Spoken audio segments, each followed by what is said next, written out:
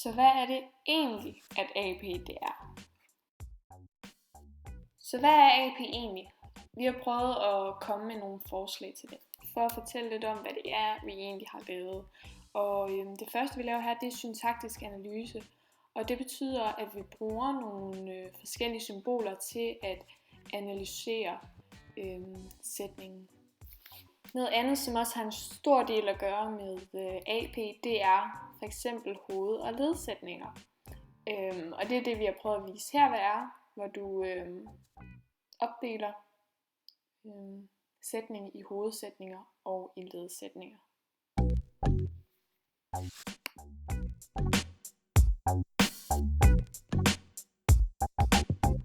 Altså, fortæl, hvad du skal lige nu. Jeg skal op til AP-eksamen nu. Okay. Vi følger efter hende. Kom. Før du kommer op til AP-eksamen, så skal du have afleveret en opgave, som dine lærere de har givet dig.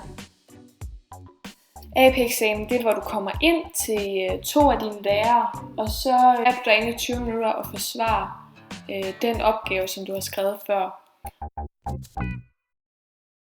Emilie, hvad skal man gøre for at gøre sig klar til AP-eksamen? Kan du fortælle os det? Man skal forberede sig godt og have styr på de ting, man har skrevet om i sin opgave.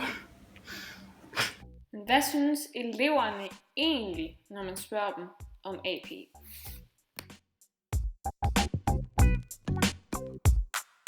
Ja. Kom i gang. Det bedste ved AP. Det bedste ved AP, det er Rikke Forsberg. Ingen tvivl der. Hun er god motivation til timerne. Og hvem er hun? Rikke Forsberg, hun er måske jordens dejligste lærer. Godt. Og hvad er så det dårligste ved AP? At det samtidig kan være røvsygt. Så nu starter vi med det sjoveste ved AP. Det sjoveste ved AP? Helt sikkert. Jeg kan jo ikke sige det bedste ved AP. Jo. Det bedste ved AP var nok, at det ikke var sådan lang tid. Det værste ved AP, det var nok overklasserne og latindelen og morfologi og sætningsanalyse. Hvad var det sjoveste, det bedste ved AP? Det bedste ved AP, det var alle de ting, som vi har lært, som vi kan bruge fremad i de andre fag, som vi har. Og hvad er det dårligste ved AP? Det dårligste ved AP, det var, at det var en smule langtrukken, en smule kedelig og ret uinteressant at høre om i lang tid. Hvad synes du så, det bedste var ved AP? Jamen, det var, at man havde Rikke Forsberg. Jeg ved ikke, om der var noget dårligt ved AP som sådan. Det er selvfølgelig meget interessant at lære. Det er jo løgn, det der. Okay. Man bliver sgu nødt til at lyve lidt en gang med mig.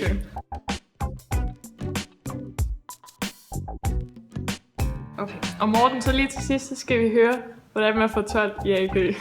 Ja, man fætter for lærerne. Man lader som om, man ikke ved, hvad man snakker om. Og så gætter man. Det gætter man.